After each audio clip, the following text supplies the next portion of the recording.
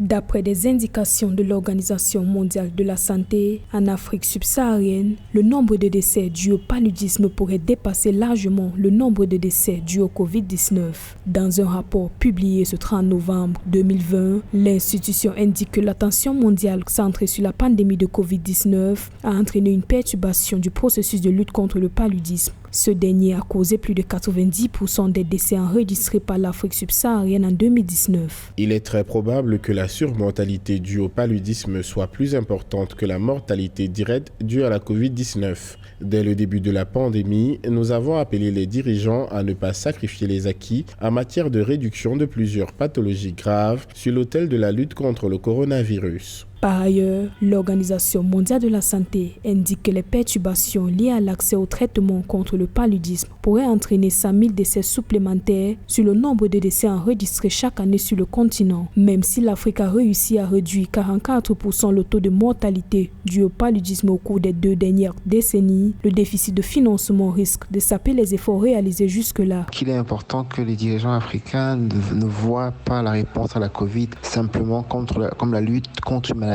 mais plutôt comme une opportunité de renforcer un système de santé, notamment au niveau des santé de soins primaires, en utilisant les avantages des outils et les moyens surtout qui sont mis à disposition aujourd'hui dans le cadre de la Covid. Donc on devrait renforcer le système de surveillance et permettre à ce que tout type de patient soit pris en compte, sachant que nous avons le palu qui est véritablement et qui reste l'une des maladies les plus dangereuses, les plus tueuses en Afrique. Selon l'Organisation des Nations Unies, le nombre de décès causés par le VIH pourrait aussi doubler en Afrique subsaharienne avec plus de 500 000 décès supplémentaires si l'accès des malades au traitement est perturbé par le Covid-19.